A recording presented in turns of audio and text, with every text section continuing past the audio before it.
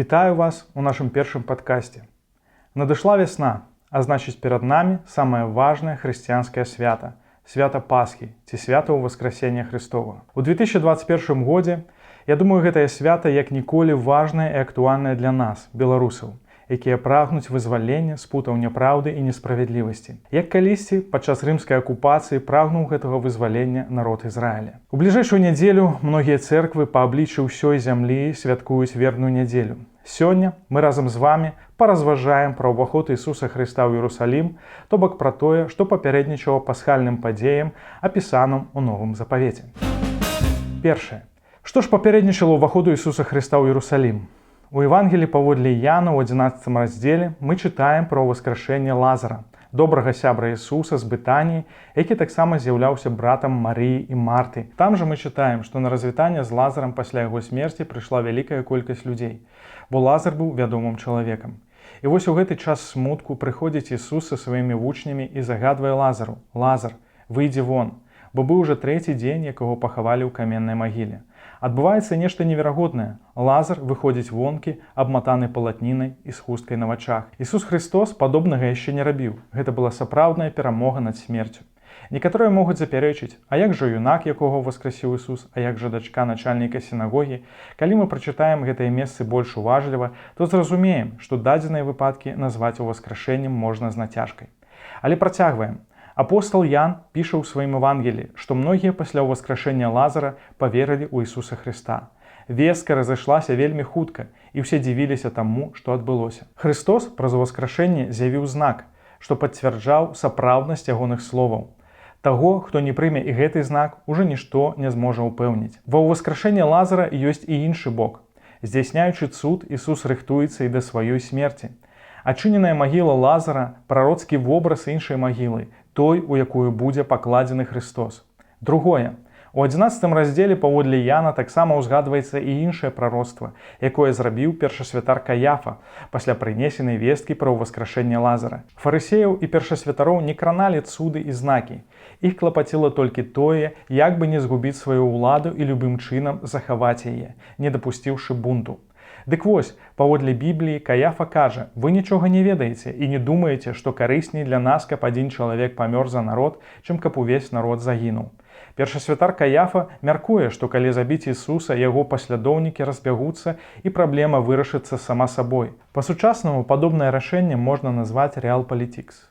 Палітыка, у якой рашэнні прымаюцца не на ідэйных уяўленнях і маральна-этычных перадумовах, а згодна з абставінаў і фактараў, не ўлічваючы чалавечае жыцце. Яны клапаціліся нібы пра народ, а насамрэч пра сябе.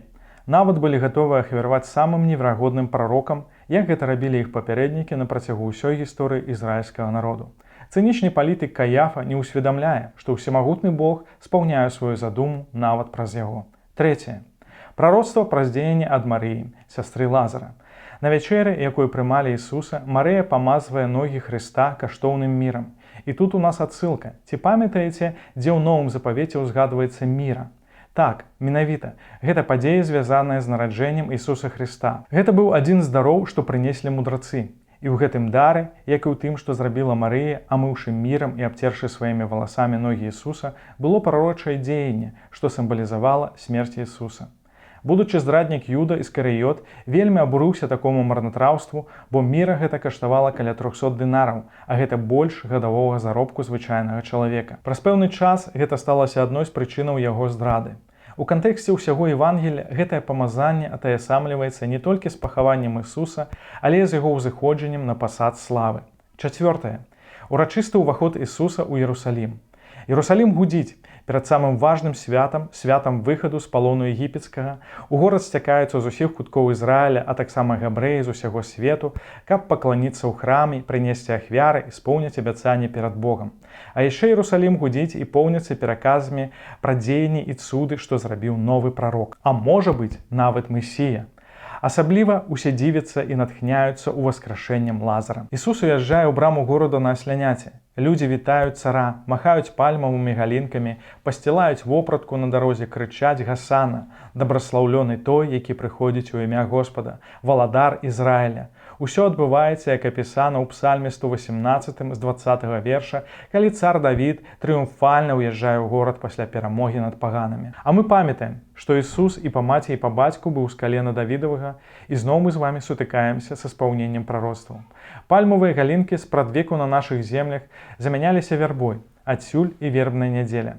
Народ сцякаецца ў храмы і цэрквы, каб узгадаць тыя падзеі і каб зноў усклікнуць Гасана. Дарэчы, ці ведаеце вы, што значыць слова Гасана? Гэта транслітарацыя габрэйскага выразу, перакладзенага як «О, выратуй». Як мы і казалі, народ шукае выратавання і фактычна заклікае да гэтага Ісуса. Так і нам зараз трэба аб'яднацца ўсім народам і разам усклікнуць: «Гасанна, о, выратуй, дапамажы нам, Господі». А зараз невялічкая хвілінка рэкамендацый. Ці заходзілі вы на наш сайт Worship.by? Гэты сайт зроблены спецыяльна для якаснага праслаўлення і пакланення Господу на нашай роднай беларускай мове. Ужо больш за 600 традыцыйных і аўтарскіх перакладных спеваў знаходзяцца ў доступе з акордамі і прыкладамі некаторыя спевы з набранымі нотамі. Там вы зможаце падабраць спевы на Пасху, а таксама на вербную нядзелю. Вось прыклад цудоўнага спева. Гасана ў аўтарстве Хілсанг. Там ёсць вельмі актуальныя для нас беларусаў радкі. Я бачу пакаленне, што ўздымаецца і ідзе, і веры сцяг яго вядзе. Я бачу абуджэнне, што з малітвамі расце, укленчыць свет, укленчыць свет. I see a generation rising up to take their place with selfless faith, with selfless faith. Спаўненне першай часткі гэтага спева мы ўжо, можна сказаць, бачым. Справа за прабуджэннем, што будзе ўзрастаць з малітвамі за Беларусь. Але вернемся трошкі назад, да нашай тэмы. Чаму Ісус уязджае ў Іерусалім не на кані, а на маладым асле? Ці задумваліся вы над гэтым? З біблійных аповедаў і фільмаў мы, мусіць, памятаем, што на конях звычайна ездзілі вайскоўцы. У Ісуса не было палітычнай ці вайсковай місіі. Першае і галоўнае, што ён хацеў споўніць, гэта волю Айца. Ісус быў пакорны і ехаў з мірам, як гэта рабілі прарокі ці цары, што ехалі з мірнымі мэтамі. Пры гэтым зноў жа спаўняецца прарочае слова з кнігі прарока Захарыі: «Не бойся, дачка Сыёну, вось валадар твой прыходзіць, седзячы на асляняці». Ісус – князь міру, але яго ворагам не варта забывацца, што падчас другога прышэсця, калі Ісус прыйдзе судзіць зямлю, ён будзе воінам святла на белым кані, з мячом двусечным, што будзе выходзіць з вуснаў ягоных. Пра гэта мы чытаем у адкрыцці Яна Багаслова. Такім чынам, натоўпы вітаюць Ісуса, людзі іншых нацыянальнасцяў шукаюць яго ўбачыць, усе навокал чакаюць палітычнага лідара, які збавіць ад прыгнёту. Тым больш гэта сімвалічна перад надыходам свята выхаду. І вось ён, мудры настаўнік, творца цудаў, што нават ускрашае людзей, вучні Хрыста ў захапленні. Вось яна кульмінацыя. Хутка ўлада апынецца ў правільных руках. Мы ўсіх пераможам. Але Ісус не шукае палітычнай улады. Наадварот, кажа нешта дзіўнае, зноў гаворыць пра сваю смерць і што мусіць быць падняты. Ён не шукае славы чалавечай, ён шукае славы Божай і скорана спаўняе волю Айца. І Айцец адказвае яму з нябёсаў. Падсумуем, але не будзем сумаваць, браты і сёстры. Ісус Христос уваходзіць у Іерусалім, дзе натоўпы людзей вітаюць яго як палітычнага лідара. Але Ісус шукае не палітычнай улады, што не зразумелі нават яго вучні. Ён шукае, каб выканаць волю Айца і праславіць яго, нават калі гэта будзе каштаваць жыцця. Гэтая пэўнасць, вернасць і адданасць вартая захаплення. Ісус не паддаўся спакусе ўлады, ні ў пустыні, дзе быў спакушаны шатанам, ні на працягу свайго служэння, ні зараз. Нам трэба маліцца, каб Господ даў нам сілаў прайсці ўвесь прызначаны нам шлях, каб мы не гублялі арыентыраў у гэтым спакуслівым свеце, каб у часы выпрабаванняў застацца вернымі і не губляць надзеі. Асабліва гэта актуальна для сучаснай беларускай сітуацыі. Нам разам трэба ўсклікнуць да Ісуса: «О, выратуй». Нам трэба сказаць яму: «Ісус, ты адзінае выйсце для нас. Зараз на цябе спадзяемся, бо не з захаду, ні з усходу, ні з поўдня, ні з поўначы, але ад цябе прыйдзе выратаванне. Мы спадзяемся не на палітычнага месію, а спадзяемся на цябе, бо толькі ты ацаліш, адродзіш, ажывіш, напоўніш. Толькі з табою народзіцца новая Беларусь. Будзем вернымі Хрысту, няхай святло Божага Слова і Божай любові асвячае нам шлях».